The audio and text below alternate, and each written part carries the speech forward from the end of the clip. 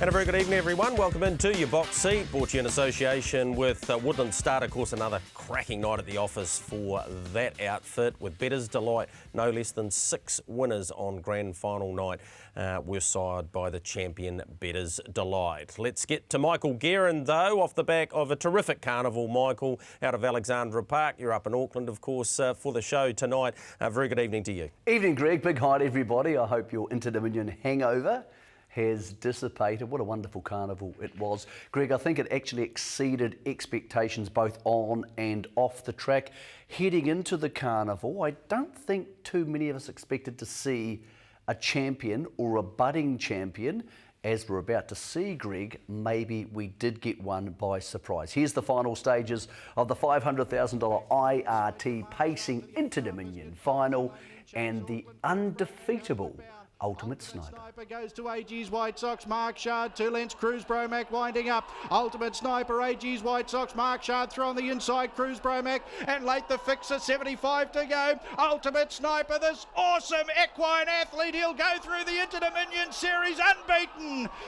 Home nicely, Ultimate Sniper, second. It's photos we've got out wide on the track, rattling home the fixer and back on the inside to Mark Shard. Congratulations, Natalie. Another InterDom grand final for you, and he had to be the best horse tonight. Oh, Greg, look, I sort of thought it could have panned out like that, and I didn't sort of bustle him too much early, and he did all the work, and he just relaxed so well, and he's so kind and lovely. And then when I asked him, he just had that kick left. He was tired on the line, but he never gave up. There was a moment there about 50 metres off the post, and Zach Butcher went past me before and he said, oh, she gave me a wee glimmer of hope there. He was getting very tired, but oh, what a remarkable series for him. Oh, most definitely. For a 4-year-old to come out and do the way that he's done it as well, like he never had an easy run or anything, but he made his own luck, and I just absolutely wrapped for the horse.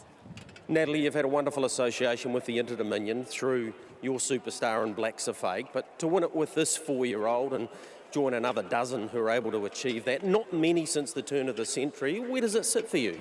Oh, it's pretty up there, Greg. I've been so lucky to drive so many great horses, but this is really quite special tonight because I matched Brian's record, and I'm good friends with Brian and Vi. And for a 4-year-old to go undefeated through a traditional series, all through the heats into the final, just a wonderful feat. So yeah, I'm just wrapped. And this family, of course, Machete did so many great things for you, and now Sniper for the Walshes on the coast. It means so much to so many people, doesn't it? Oh, most definitely, Greg. I don't think that's what people realise. They see sort of Mark and I winning. They don't realise the crew behind you and the people involved, from the breeders to the preparers to the people that, at home get them ready, to the people that break them in, and all our staff and everybody. Like, you've got Hayden and Amanda sitting at home watching, they'll be just thrilled to bits. And then Olivia looks after this horse, and she was a nervous wreck all day. So it just touches so many people. You've had some wonderful moments in the 8 to 9 years that you and Mark have been training together, but to have dual InterDom success, that hasn't happened very often, if at all. No, I don't know, but we thought, when the fields come out, we thought, look, we can have a good night with a bit of luck, and this guy didn't have too much luck, but he was good enough, and we just probably can't believe it, really. Congratulations to you, Natalie. Well done. Thank you, Greg. Yeah, an awesome performance from him. Just the 13th 4-year-old to have won the InterDom grand final. The regular names involved, Phil Kennard, Gavin Douglas, the Crichtons, and of course Kevin Risley. So an InterDom flavour there with an Australian ownership element. But let's concentrate on this horse, Michael. What a ride for the Connections, given that he missed his ultimate goal this time in, which was the New Zealand Cup, and comes up with an InterDom grand final win. Yeah, it's hard to believe just a month ago, Greg, he was allowed to miss that New Zealand Cup after an incident at Ashburton where he had a gallop, and he still wasn't foolproof in the Cup trial the week before the Cup when he had a small gallop there. So he came north, clear second string of the stable. They made it very public. They thought Cruz Bromac was their better chance before the series started. And there were those concerns about him potentially touching a knee right-handed. So he's overcome all of those, Greg, but more importantly, we mentioned in the preview show before the series, every major race in Australasia, every race that mattered, had been won by horses on the marker pegs for the last 12 and a half months. And yet, we had a horse who was able to sit 3 wide for at least a lap of every heat, and then parked for over half the final to win, Greg. So this is something that doesn't happen in harness racing very often. When you go back to the 2,700 metre heats for the trotters and paces the week before, Greg, every other horse who won was on the marker pegs. So that system, which has been in play now for the last 12 or 13 months, has run true for every horse, Greg, apart from this one. He's the one horse who's been able to come wide and win a major race in the last year. Phenomenal staying effort, Greg. I don't know where we put him in the scheme of things. I'm pretty sure he's the best horse in the country, even if he's not the fastest horse in the country. Too early, Greg, to call him a champion, but I think with being only an early season 4-year-old, hopefully he's a horse we can get to stick around for a couple of seasons and see at his best in New Zealand Cups. One thing we know, Greg, is we're not going to see him in the Auckland Cup in 2 weeks' time. He is the big gun who's going to miss December 31. Inside a second, he was to get to Chris and me's national record. So again, the time was very, very good. You're going to update us with regards to where all these horses are going shortly. But let's hear from the beaten drivers out of the grand final. It's been a real big thrill to be a part of, and he's gone great the whole way through, and credit to Barry and the rest of the team here. I've had him spot on every time, and I'm just rapt to get as close as what we did. And 50 off, I thought we were going to be a real show running it down, but hey, it's a great horse and it was good to see them win. He's been superior through the series, but to be here and to go a race like that, I couldn't be happier. Blair, he's gone enormous, but he's probably just one pair too far back. Yeah, fair statement, Greg. At the time thought, following Cruz Boromac, he'd bring us right into it, but he's didn't sort of bring us into it like we hoped. But he's got out and got to the line really well, and as you say, that one spot probably cost him victory, but he went good. Was there a glimmer of hope at all? Ultimate Sniper had dashed away, he was starting to get tired, and your guy was finishing quickly. Yeah, look, I knew that, he's always in for the fight, Ultimate Sniper, and, a lot of horses get close to him but don't get by him. So, he's gone good, Greg, and that's all we can ask. Mark Cruz Bromack, he's had another great series. He has, yeah. He got a nice drag into the race, and he ran home well up the straight, but he did his best. But yeah, we're pleased with the result. Well, Tim, he's had a very good series, but one horse had to come 3 wide on his own. It just happened to be him. Yeah, that's right. Obviously, the cards were dealt. I was sort of forced to put him in it. We're out of the early burn, and just the way we positioned up, I decided to roll the dice and just mooch up quietly. But like you say, on those sectionals in the overall time, it might have taken its toll, and he just struggled a little bit around the last bend. But full credit to the winner. He's been too good right through the series. The other one I did catch up with, Michael, was Maurice McKendry with AG's White Sox, and I thought they made a fair effort of that grand final. It was worth throwing the dice. If they went back at the start and Ultimate Sniper rolled to the marker pairs, it would have been an even bigger winning margin, I'm sure. So I think he deserves some credit for adding so much life to the pacing series. Yeah, I agree, Greg. Once he got across Ultimate Sniper at the start, he had to keep going forward to lead, and there was no point handing up because that just would have given the race to him. I thought Barry Purdon's horses, AG's White Sox and Mark Shah, both did a super job. On the cards, underperformed on the night, but what he did with those $150 chances or $100 chances, depending on where you shop, to get them through to the final was really big. So in many ways, Barry's trained as well as Mark and Natalie have for the carnival. He just didn't have the same sort of firepower. Mark Shah was excellent, Greg. I think he's really arrived during this series after getting a bit sore during the New Zealand Cup Carnival. AG's White Sox is heading home, Greg, so he's not sticking around for the Auckland Cup. He is going home to rejoin Greg and Nina Hope. They thought he wouldn't handle the standing start of the Auckland Cup, so he's out of play. I'm not sure where they would go in the South Island with him because there's not that many mobile races to look forward to, so his immediate future we're not so sure about. For the rest of them, Greg, most of them are turning up at the Auckland Cup. Obviously, Ultimate Sniper is not. Now, I think they think he needs a bit of a break. They sent him to Matamata for scintigraphy just to make sure the body's fine. He'll head down to Christchurch, Greg, and then he'll fly Christchurch to Sydney late January, potentially early February, and race in 2, maybe 1 if it's needed. Prelude of the Chariots of Fire. Once he races in the Chariots of Fire, Greg, if he wins that, he would almost certainly, because he's the InterDom champion, be invited into the Miracle Mile, which is a week later this year in early March, Greg. So no Auckland Cup for him, no Hunter Cup, no part in the Melbourne Carnival at all. He'll keep his powder dry. I'm not sure, Gregory, he's an ideal miler around Menangle. I think he'll probably get away with it at 4-year-old level, but as Lazarus did, because a lot of us see him as a mini Lazarus type horse, whether he's got the gate speed to win a Miracle Mile, Greg, I'm not quite sure. Yeah, certainly a big question mark around that, Michael, but no question about what a carnival that he was able to achieve. And of course, there's a 3-quarter brother for the sale for Ultimate Breeding. Ultimate Missile is his name. Lot 369 will be pretty sought after come yearling sales time with New Zealand bloodstock. All right, moving away from the InterDominion Pacing Grand Final, what was effectively the consolation, dubbed the InterDominion Classic. This was a role the bookies were looking to end, and when this happened early on in the start with another masterpiece, Michael Guerin, I think there might have been a cheer or two from Wellington. Look, I can't believe you overcame this to win. Admittedly, the time wasn't super quick, Greg. They went 2:39, which isn't fast these days for the open class horses, but it's still a ginormous performance. Tracked Classy Brigade into the race. You would have thought he'd be getting tired here, another masterpiece. He probably was, but he just kept on coming. So, yeah, this was the dagger into the heart of the bookmakers. They needed one of the all-stars or the favourites to get beaten for the multi. They just wouldn't stop winning. Classy Brigade, another masterpiece, comes strongly. Classy Brigade, another masterpiece, I think got him right on the line.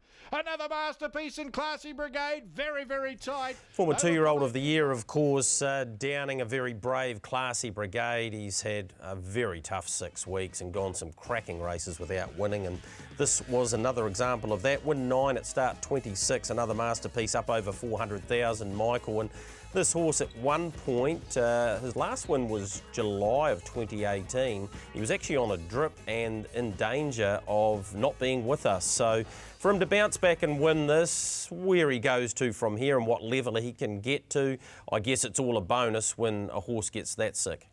It is, I agree, and as Natalie said earlier, every horse has a story, the handlers and the people who look after them. When they get sick, that story becomes so much more intense for those people, so any win's a big deal.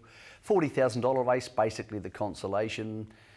I agree with you, I'm not sure where he fits into the whole scheme of things heading forward. I think the two horses who were not sure where they're going to sit or whether they can win another major race are probably him and Ashley Lopez, and that's not saying they can't, but they've got some really big names ahead of them. So obviously Ultimate Sniper, Cruise Bromac, The Fixer, and Self-Assured, who we'll see shortly. So for those next level horses, you start saying, do we stay here? Do we go to Australia? Do we spend the money to go to Australia? Do we sell? Do we go to another stable? There's lots of different permutations here, Greg, but they're horses other people would love to have. Classy Brigade, really good second there. He's going to head to the Auckland Cup, Greg. Henry Hubert has had a lung wash to make sure he's fine, but they thinking he doesn't handle the right-handed track. So Auckland Cup, no for him. So out of that race, another masterpiece, yes, Auckland Cup. Classy Brigade, yes, Auckland Cup. Henry Hubert, no. Greg, all the Australians, pacers and trotters, who we'll discuss later, all the Australians have gone home. So Zakaria was the only one who was likely to stay for the carnival. They've all said, nope, enough of this, on the plane, out of here. Yeah, and that's totally understandable, and we do appreciate the efforts of all of the connections having the Aussies here, because it certainly has added so much. You spoke about Self-Assured. He was on the undercard and made it the 9th favourite in a row there on grand final night. And well, first up at Alexandra Park, Michael, we don't see this too often, but with this horse, nothing surprises us. No, he's just awfully, awfully fast. And we haven't seen too much of him in this country, to be honest. He distanced a field there, Greg, he was always going to beat, and I'm not sure he deserves to be quite as tight in the Auckland Cup markets as he is, because he doesn't have an enormous amount of standing start experience. He's only had the one start at the carnival into an Auckland Cup. Of course, he won't get a chance for another start, but he's awfully untapped, Greg. There's some school of thought he might be the best pacer in the country where he sits against Ultimate Sniper, Spankum, the fixer, Cruz Bromack, it's impossible to tell, Greg, but he'll be favourite for the Auckland Cup, one would think. So once we've seen all those races together, here's who is and isn't going. Obviously, he's going to the Auckland Cup, Ultimate Sniper not. Cruz Bromack goes, the fixer goes. They're quite confident the fixer to a standing start, Greg, is going to be a chance to win the race. Chase Auckland goes, Ashley Lopez goes.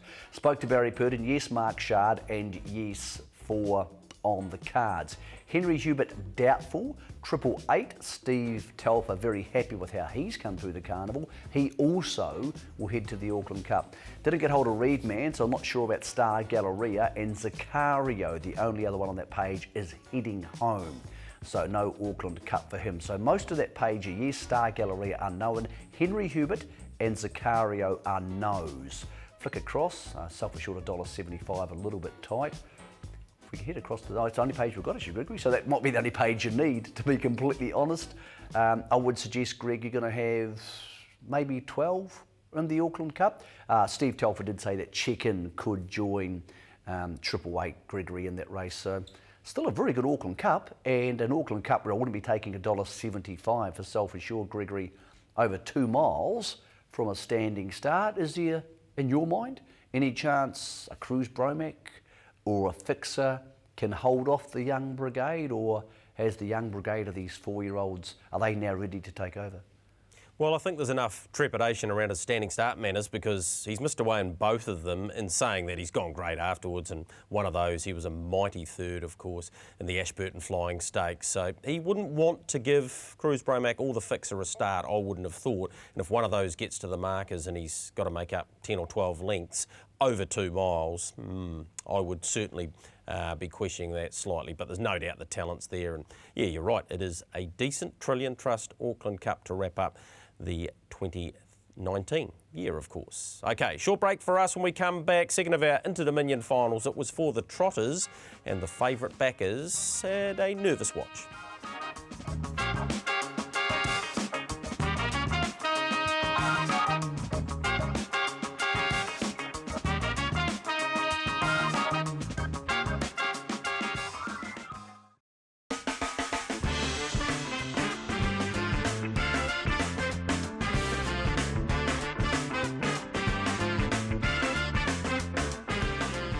The HR Fiskins and Son InterDominion Trotters final had a favourite under the $2 quote as well. His name was Winterfell. As they turned for home, Massive Metro was putting it to him, and Majestic Man had the run he exactly wanted. Paramount King homeward bound. Massive Metro now goes to Winterfell. 2 lengths for Loria, back on the inside, Majestic Man. Winterfell kicking back to, on the outside now, Massive Metro joining in late, Majestic Man. Winterfell, he's tough, he's brave, and he's the HR Fiskin and Sons InterDominion Trotting Champion winner.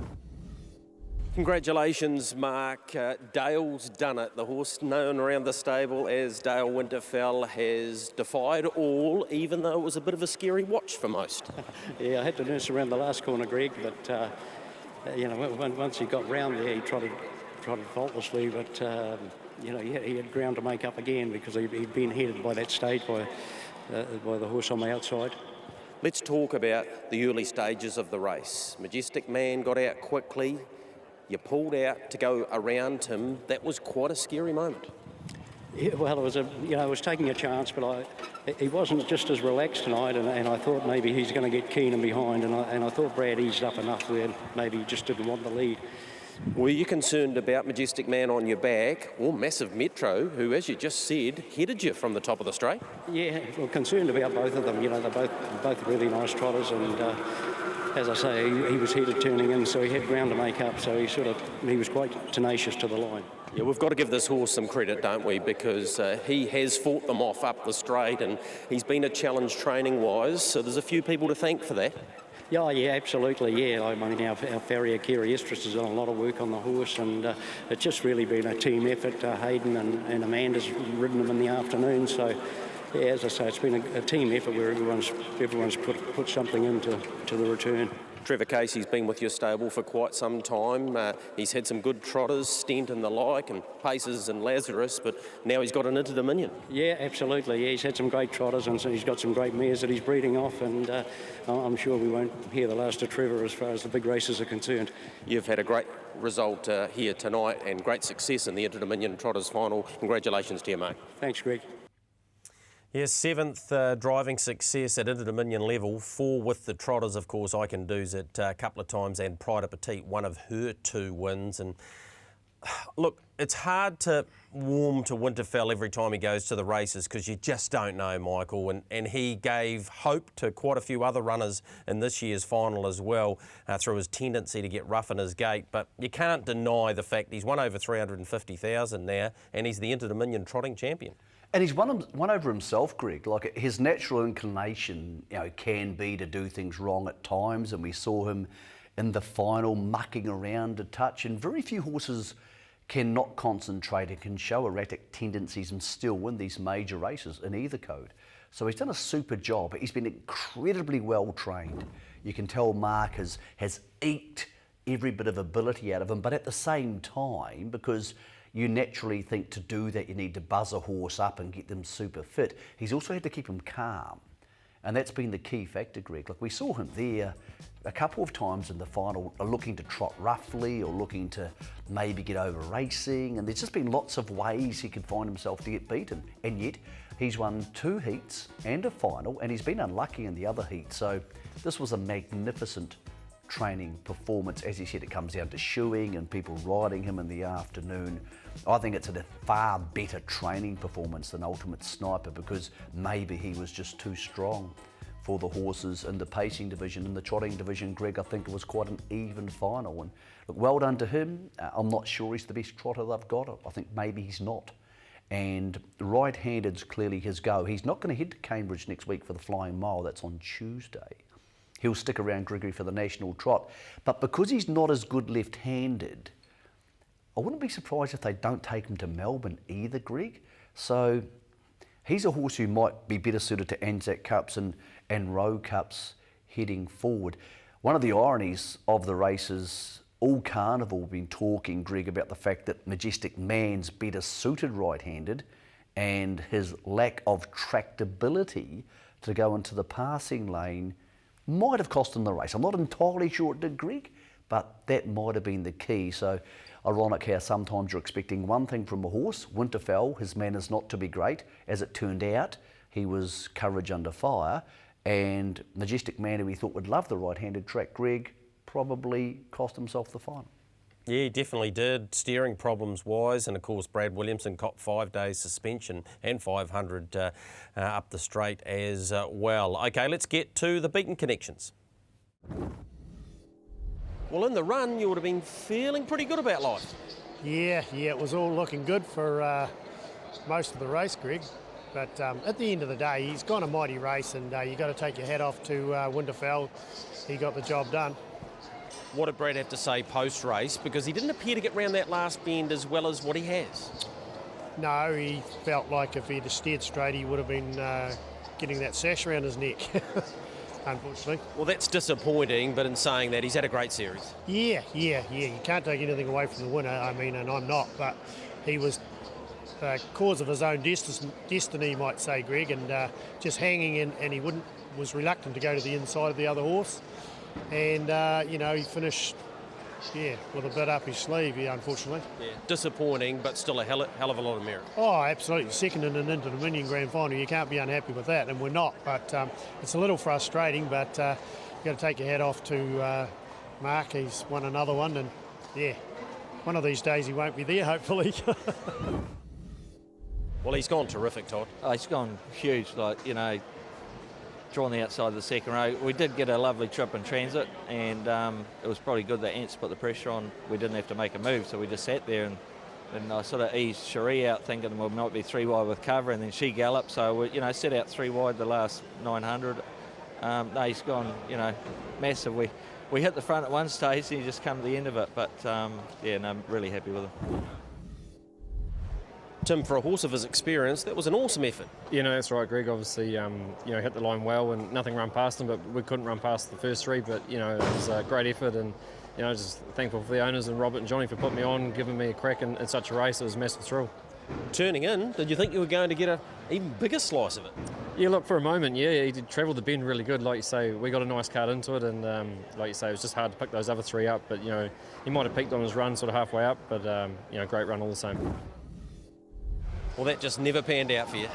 No, we sort of got, just too far back on the fence there. That's just the way we drew one on the second row, and the other horse, was lying third, so that's how we ended up, and right from the beginning and down the back, and he's come out and come wide, and he's run home good, but the others were all sort of there and gone sort of thing, so no, it's just the way it was.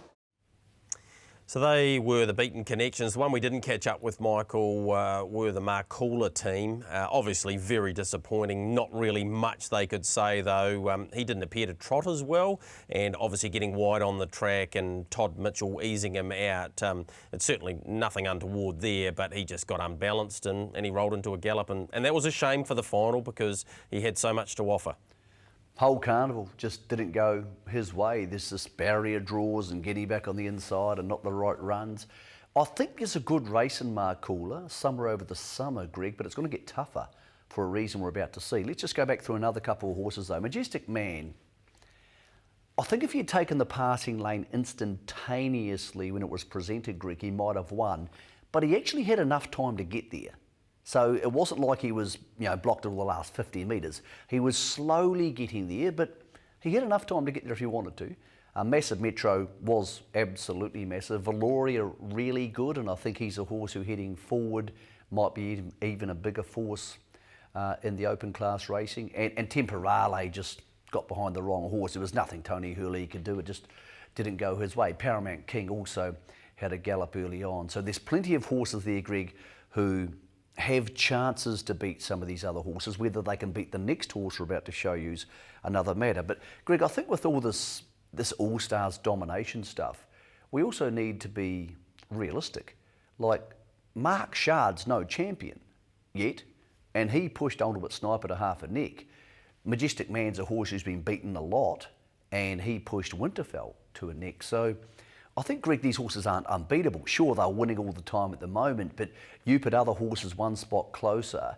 It's funny how this domination 7 out of 8 could have easily been vastly different. It wasn't, but I think there's some hope there for some of these connections heading forward to an array of races to think these horses aren't unbeatable. That's without, Greg, factoring in the next horse and the runner we're about to see. Earlier in the night, Oscar came back to Alexandra Park. Some would think maybe he should have been in the InterDominion. The camp didn't need him to be, but Greg, he's not a traditional big, long, greyhound looking like trotter. He's a bit smaller than they tend to be, the good ones, but man, he has devastating speed for one of this gate. Yeah, he certainly does, Michael. He dashed away there again.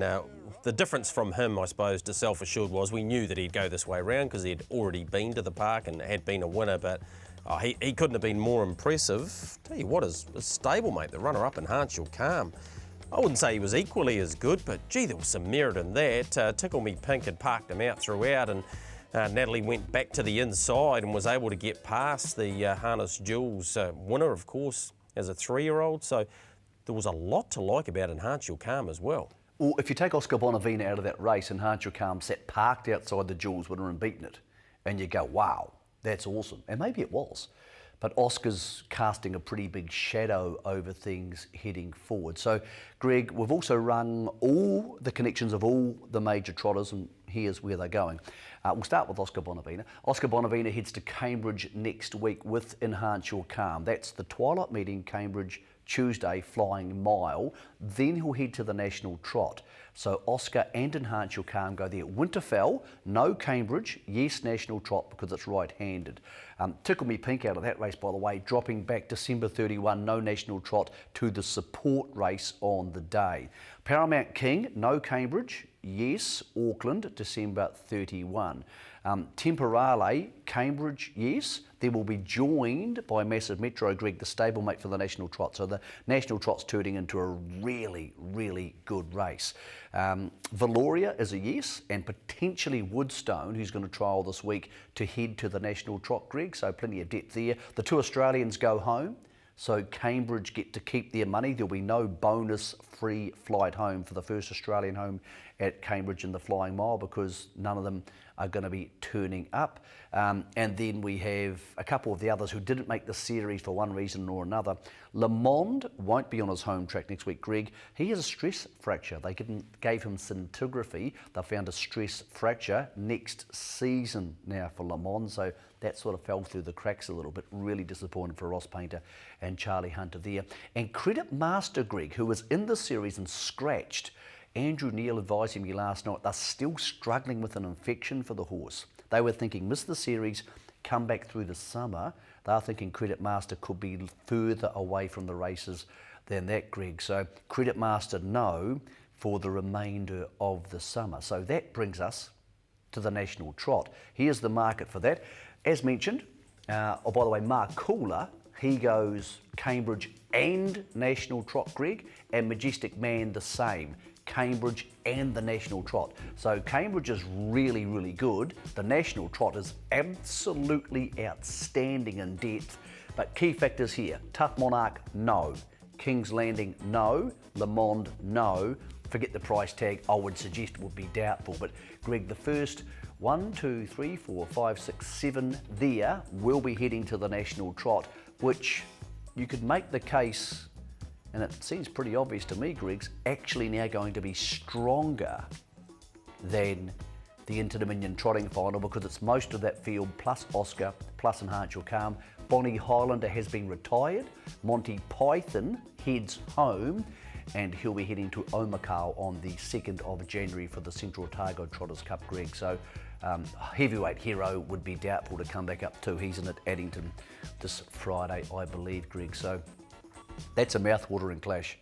The National Trot, the Inter-Dominion champion against potentially the best trotter in Australasia. Enhance Your Calm joining the fray, Greg. And plenty looking for revenge after what happened last week. And Greg, Massive Metro, Majestic Man, they're probably thinking, hey, on the right day, we can beat Winterfell. Yeah, absolutely agree with that. Where the drivers go there, one would assume Mark Purdon would be Oscar Bonavina, Natalie would stick with Enhance Your Calm, so Winterfell, you would think, need a new driver, Michael? Well, not just Winterfell, I agree, he'll need a new driver, one would think. In saying that, because he's so quirky and because it might be the last race he has where they all clash for a while because he's not going to head to Australia, whereas Oscar and Enhance Your Calm is, Mark could potentially stay on Winterfell and give the Oscar drive to somebody else because he looks a slightly easier horse to drive for that one start. I'm not saying that will happen, but that's potentially what could happen. Greg, after that, of those bunch you just saw there, Mark Cooler undecided, but Michelle Wallace has indicated both Temporale and Massive Metro will head to Australia. So they'll both head there and go to the Great Southern Star, the Dullard Cup, which is January 25, Great Southern Star February 1. Oscar Bonavina and Enhance Your Calm will do the same thing. They might go through Ballarat the week before. So ones who are heading to Victoria, Oscar, Enhance Your Calm, Temporale, Massive Metro, undecided on Mark Cooler. Barry Purdon said Cambridge, New Year's Eve, then we'll get through the other side. Just going back to the paces, Greg, most of those Mark Purdon ones are going to head to Melbourne for the Hunter Cup, Casey Classic. There's a whole bunch of races there. Self-Assured will go to Melbourne, but he'll race in a 4-year-old race, the Bonanza, Greg, because if he wins that, he's qualified for the Chariots of Fire. And then he'll head to Sydney, and then potentially a 888 type horse could also head to the Hunter Cup. So once we get through Cambridge and the 31st, Greg, at Alexandra Park, some will head to Cambridge again for the 10th. So Mark said they'll go to 10th for the Flying Mile at Cambridge, and then a whole bunch of these horses are going to get on a plane and head to Melbourne. They were considering sending either the Fixer or Self-Assured to Perth, Greg. That's been cancelled. The trip's just too difficult for what's going on there. So, Greg, we're pretty much thinking Cambridge, Auckland, a little bit of Cambridge for some of them for the paces, and then a whole bunch to Melbourne, and then onwards to Sydney. That's the open class horses. We've still got a couple more to talk about, of course, because there was some strong support racing on Saturday night. As you say, Michael, a lot of moving parts, and it's nice to have the update on most of those. Bella Montana, she was quite good. It was Group 1 level again. It was the Queen of Hearts with Rosalind Stud, and well, once she got off the markers and got to this position, it was going to be impossible to run down a mare that has now won 12 from 15. Some do. Bella Montana, 75 to go, going along like a well-oiled machine, and still in second gear. Bella Montana easily for the Group 1 Roslyn's Queen of Hearts. From Better's Heart, Wainui Creek and Have Time. Congratulations, Zachary, this outstanding mare. Inside second row draw, you certainly took care of business early on. Nice little bit of argy-bargy there with Dad. Nice start to the race. Yeah, you know, I suppose you had to have your crack. If you don't, you put yourself in a position to get beat, and the opportunity arose to get off, so I thought I'd take it while I was there, and look, she was just too good at the end, and it was just great to be a part of the wave.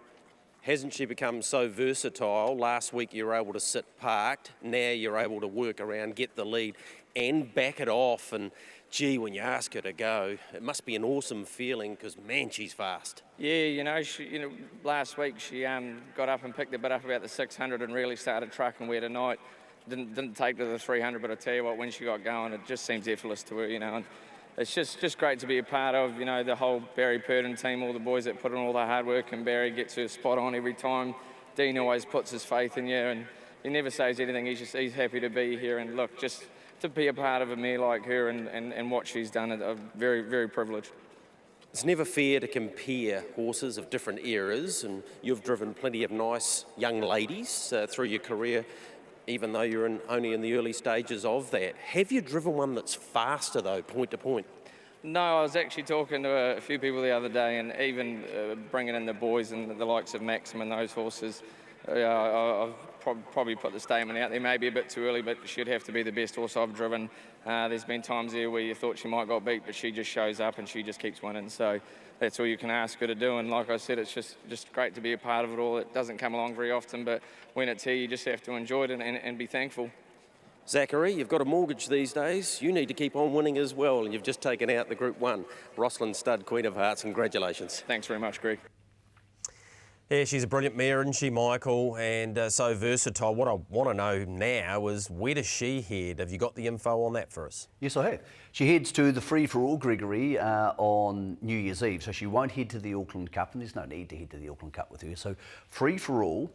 Barry still have the option to go to Cambridge on the 10th, but I don't think he'll head there, Greg. She can go to Melbourne and race in the Ladyship Mile, which is on February the 1st. That's 100 grand. If she heads there, Greg, and wins, she's automatically qualified for another Ladyship Mile. Well, there's two of them, one in Melbourne and one in Sydney, which is on Miracle Mile night, March the 7th. So if she heads to one and she wins, she can head straight to the Ladyship Mile at Menangle. So she's going Melbourne, then Sydney, but she's coming home in between. If she doesn't win the one in Melbourne, Greg, at Melton, then she'll have to head to Sydney earlier for a lead-up race to qualify for the Ladyship coming out of Menangle. I think they might go anyway. I think with Menangle racing, Greg, and as you and I have discussed before, you're better off going there because it's so lung-searing and having a run and going on with the job. Last year we saw a sub 150 mile for the mares, Greg. I've got absolutely no doubts she'll break 150. I put that to Luke McCarthy recently. I said, Bella Montana, 150. He said, oh, every day of the week. So what she's worth heading forward, if she does that, she's well bred anyway, Greg. Owned by a guy in Dean Shannon who's got a huge bunch of horses, so he'll retain her, Greg. She's worth a lot of money. Had a couple of interesting conversations about Zach Butcher's drive, where he was pushing out while heading forward, Greg. Remarkable thing about Zach Butcher, he's now run second in an InterDom final, a New Zealand Cup and an Auckland Cup, Greg. And he probably hasn't had the best firepower to win those races. I was speaking to Natalie Rasmussen last night, Greg, about where all their horses are heading, and Zach Butcher's name came up, and she said, I think Zach Butcher might be tactically the best driver in the country. Now, she wasn't being disrespectful to herself or Tony Herlihy or Blair Orange, who did such a super job in the New Zealand Cup. She said tactically He said he just handles people better than they handle him. She said, we think he's one of the best in the country. So pretty big call, Gregory, about a young man who's doing a super job considering the horsepower he's got. In this case, with Bella Montana, he might just simply have the best mare. Yeah, let's find out what those who finished in behind the mighty mare.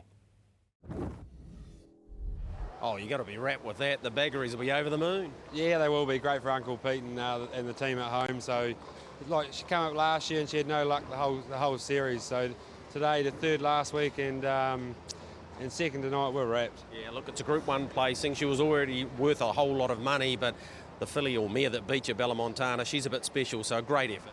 Yeah, like you say, great mare to run second too. So don't think we could have gone much better. So we'll take that. Another very good run from her. Yeah, look, it was, yeah. She done a little bit out the gate and she was honest to the line, so no, happy enough. Well, Morris, her last 50 metres was probably her best. Yeah, she they sort of walked a bit in the middle and probably didn't suit her, but she was doing the best work at the finish, yeah. So that's a wrap on the Rosslyn Stud Queen of Hearts. Short break for us. We'll come back with some of the undercard, which was very strong as well on IRT InterDominion Grand Final night from last Saturday night.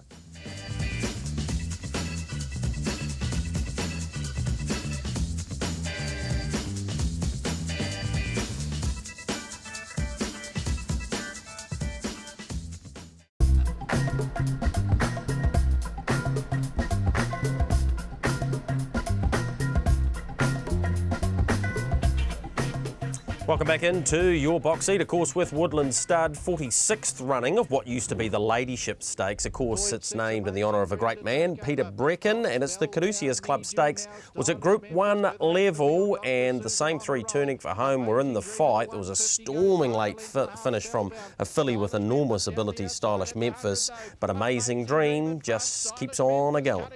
Lead. Amazing Dream, Stylish Memphis, Amazing Dream. This gorgeous Betters the Light filly will take the Group 1 Peter Brecken Memorial Fillies Classic to beat out Stylish Memphis. Then came Spellbound. Congratulations, Natalie. She's back and back big time, and she had to be the best filly tonight.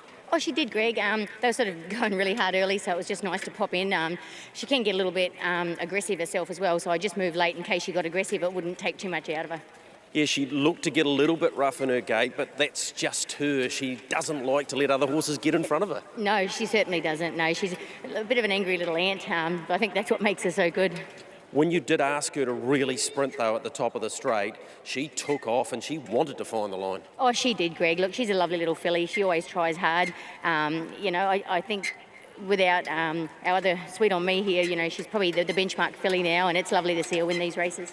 Stylish Memphis, she's come at you pretty late, and of course the Dunn pair, they're no slouches, so there's some good contests ahead, aren't there? Oh, most definitely, Greg, yeah. I mean, I thought the horse that ran second was super as well, it was mowing me down, but just lucky I had that little bit of a break. All right, first Group 1 on the night to the All-Stars, congratulations. Thank you, Greg.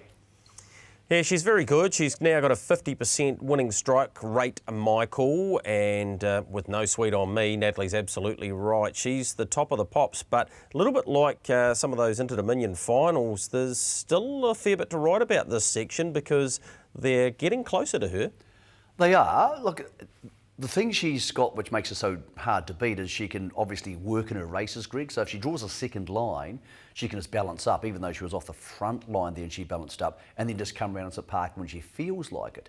Didn't work the first night, worked the second night. I think she was a lot fitter for that run. But again, like Winterfell, like Ultimate Sniper, Greg, it's not like the connections of the other horses go, well, we can't beat this. It's 1 by 6. Let's not turn up. There's still some thought process that if the Dunn pair drew to lead trail in the Sire Stakes Championship coming up on December 31, they could definitely test her. But yeah, it's easy for me to say sitting here, they are beatable because I'm not the person charged with beating them. But again, she didn't win by 4. So there's some ray of hope there, but running past them might be a whole different matter. Yeah, exactly. Stylish Memphis, really, really good. Need You Now had an early burn with On a Roll, and that took paid to her chances. But yeah, the interest certainly going forward to the 31st of December around the 3-year-old fillies. All right, let's go to Dinah Bolt, starting with him as a couple of others we want to have a look at. Michael, this horse should be in the Sale Series final, and the way he went here wouldn't be without a top 4 chance. I'm not sure he beat much, Greg, but he was still very good doing it. All you can do is win, and he gets away at the line here and it's pretty darn good. The horse in the trail, the Dunn horse, he actually looked a bit flat warming up, and I put that to John Dunn yesterday. He said, no, you're right. He said he felt flat. So they're not sure what to do about him next. It was supposed to be a 2-horse race. It turned into a 1-horse race, and yeah, whether he's good enough to beat the horses we're about to see, Greg, I doubt, because this is a pretty nice bunch of horses, these 3-year-olds, but the winner might be really, really good, Greg. Galloped early, lost 4 or 5 lengths, lost momentum, regathered itself. Yes, got the lead relatively easily off a stablemate afterwards, but Greg, 2:37 and change after a gallop.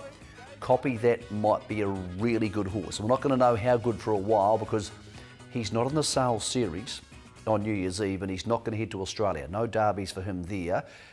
He's going to stick around for the derbies here, Greg. In fact, out of that field, most of them not entertaining Australia. The All-Stars looking to take Smooth Deal, Greg, for the Victoria Derby into the New South Wales Derby. But unless something else is exported or sold, I would say most of the 3-year-olds locally, Greg, are staying home. Second win of the race, Awesome Armbro being the first for David Butcher. Caught up with Ray Green, though, to get his thoughts around not only Copy That, but his other runner lineup as well. Ray, horses shouldn't be able to do that at that speed as 3-year-olds, but Copy That was awesome tonight. He was. He superseded my expectations, really.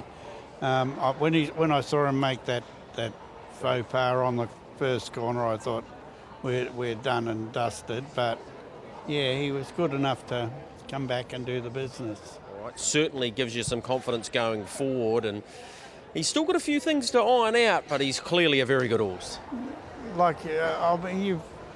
We can never. We always expect the unexpected with him, if you like.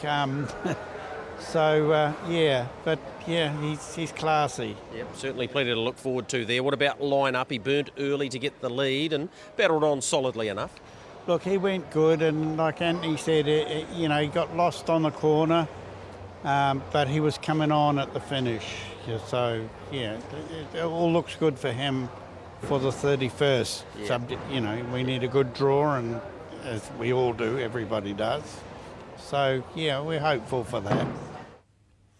Yeah, exciting, those 3-year-olds for sure. Of course, it was the Hanley Formula Australasian Young Drivers Championship and a female win last year for Cherie Tomlinson and another one with a young lady from south of Canterbury, from Ashburton, of course, Sarah O'Reilly, successful in 2019.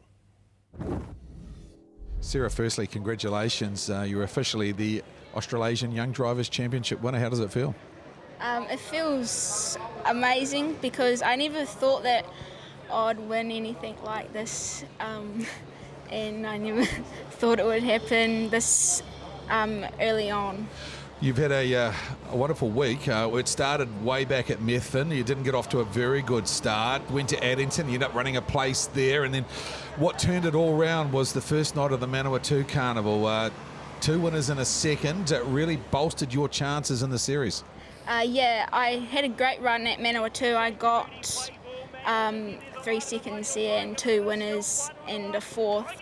So yeah, it really helped me get those points up.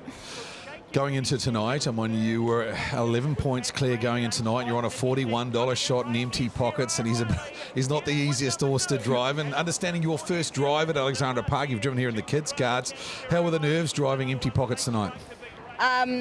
I wasn't nervous to drive the horse. I was just more worried about Cameron Hart and where he finished. Absolutely. Did you know when you hit the line that you were running about 4th or 5th? Did you look back and say, geez, Cameron, he's a long way back? Yeah, I sort of watched him up the straight and just kept going.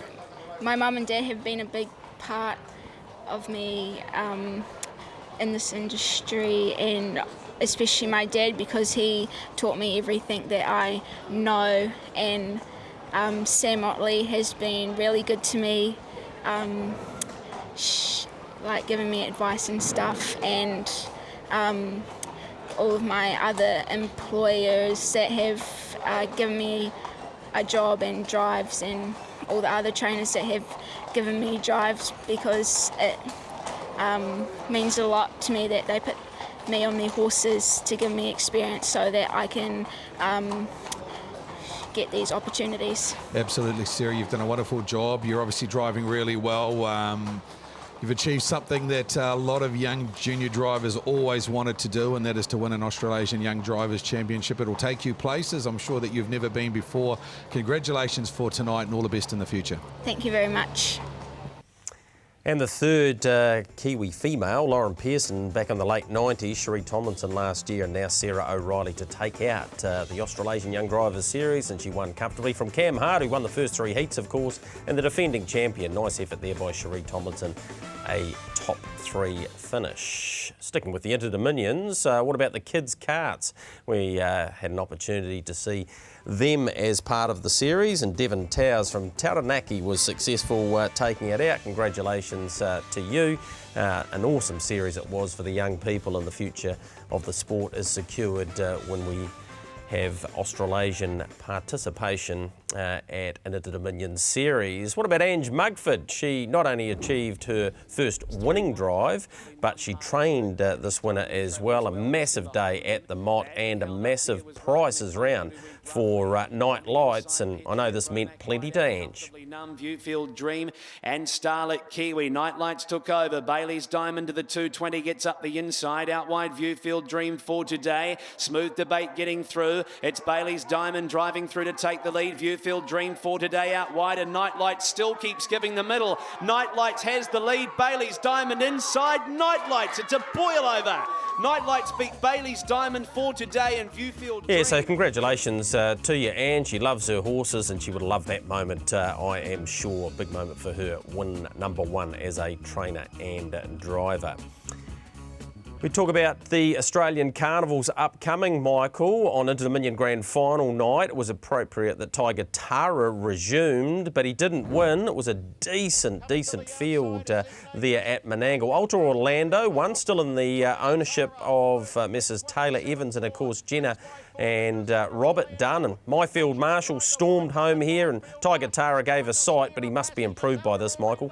You'd think so, Greg, and he's going to head to Perth, as is likely Myfield Marshall, so that's them running second and third there, and they could both head to Perth. It's easy to look at this and go, oh, seriously, Ultimate Sniper or whoever else would smash these horses, Greg, but let's not forget this time last year, Tiger Tara absolutely smashed Spankham and Cruz Bromac, Greg, because he's got the gate speed and he can lead. So if he turns up in a race like the Hunter Cup, Greg, he's going to make it really hard for the Kiwis, because on several occasions last year, when they got outside him, they couldn't beat him. So not giving up yet on Tiger Tara. Good to see Myfield Marshall back. Perth, the big option for him, where he had success last year. Let's go to the Akaroa Cup. Of course, plenty of grass track racing coming up. Westport 2 days, the big day at the Mott on the 29th. Just 3 that come to mind, and here's Matt Damon, Michael, winning the Fast Track Insurance Akaroa Cup, and he's in sublime form, as is Mitchell Kerr and Matt Anderson, and he's only been beaten by Scorcher in that Futurity final. Otherwise, he's been a real star, and he's on the rise, isn't he? Here he has been. Whether he ends up being an open class horse, or whether once he gets through this country cups type circuit, Greg, you know, that sees him out, I'm not sure. And he's got a chance to prove to us he might be an Easter Cup type horse once that comes around in April. But yeah, Greg, as you said, grass track racing coming up all over New Zealand, and it's a great time of the year. Different type of racing to the Inter-Dominions, chance to get along, enjoy yourself, have a picnic with family and friends. So I think it's got a really special place in the hearts of many harness racing or even galloping fans, Greg. There's some special stuff coming up for people who don't see harness racing as their major sporting interest, but it's going to be a huge part of their holiday season ahead. All right, the Woodlands winner from last week, of course, was Copy That. And look, he's just an exciting horse. We've talked plenty about him, and another flagship horse for the Woodlands team. And by Bettor's Delight, he just keeps on surprising us, and that was a remarkable effort in 2:37, having given them most of them a start with that gallop. All right, what about the week ahead in harness racing? This is what we have for you. Cambridge, of course, 9 races there Thursday night. $25,000 fast track insurance pick 6, 5:36. We kick off there. Alexandra Park, also a $25,000 pick 6 there and $5,000 in the bonus early quaddie. 8 races there we have. Addington, it is the fast 10, 11:52 a.m. Yes, that is correct. It'll be all over by 2:30 on Friday. 10 races there, all over the shorter course, including one of them over a mile, I'm pretty sure. 15,000 Otau 4 Square Supermarket Wairio Cup, Winton on Saturday, and that goes at 4:22. And Rangiora, they have the Summer Cup there, an early bonus quaddie, $5,000, 11 races starting at 12:06. And Ashburton on Christmas Eve, the $20,000 Ashburton Cup, 12:45 the start time there, 10 races on Tuesday. And at Cambridge, of course, it's a big night for them, including the $50,000 Group 2, Group 1 Turf Bar Trotters Flying Mile, and that starts at 1:30. Michael, you've been on the phone, texting up a storm and getting us some winners for the Christmas racing period. Yeah, maybe write these down or you can steal your My Sky and check them all out. In the north, these are the horses we've been suggested to follow. Logan Hollis, Accelerate. The Big Bird is a debutante trotter coming up shortly for Josh and John Dickey. Todd Mitchell's gone Lucy's Bad Boy. Under the Southern Sun for Tony Hurley. Michelle Wallace has gone to Brook. Andrew Neal with Louis the Horse, and Ross Painter said And It Over, who was unlucky on Saturday night, should be going close over the next couple of weeks. Down south, where they have grass track racing and things way down south and on the other side of the Alps and all sorts of stuff coming up. Tim Williams, Pitch and Me, Mark Jones, Burnham Boy. Nat said that Tailored Elegance will trial today, Wednesday, and then race pretty shortly. Nathan Williamson's gone Chinese Whisper. John Dunn with Kensington Bill. Phil Williams said stick with Monty Python. I know he's well known, but he's heading to Omakau for January the 2nd. Greg Hope, this will be popular. Baxter on the coast. We all love a bet on the coast. And Kirk Larson with the White Rabbit. Greg, it's an exciting time coming up for lots of people, but I do want to say to those involved in the InterDominions, the Auckland Trotting Club, to the people who put the series together, but Greg, most importantly, to people from Australia and people from the South Island who travelled and took times away from their family and invested in this series, to all of those people, Greg, thank you. We couldn't have had this wonderful fortnight without them, Greg. It was a magical time, lots to look forward to, but a great InterDominion, and a lot of people spent a lot of time to make that happen, Greg. So pretty cool moment in harness racing. I'm glad we both got to be part of it. Yeah, absolutely, Michael. I echo those sentiments. What about what's coming up over Christmas in terms of racing? Of course, the Fast 10 I just mentioned before. Christmas Eve, the Trotting Flying Mile. Westport there 2 days. Banks Peninsula the 29th. There's a whole lot of other race meeting as well. They're just a few that we wanted to highlight. The big day there. Of course, New Year's Eve, Alexandra Park. Looking forward to that. Here's what the box seat will be doing. The preview show Monday the 30th from 8:30 live. The 1st of January, we will have a full replay of that. And the box seat returns on the 22nd of January, 8:30, and we'll start building into all of that Australian action. Michael, big thank you to you. Merry Christmas to you and your family. Looking forward to 2020, but at this stage, it's a Merry Christmas from the host of our show.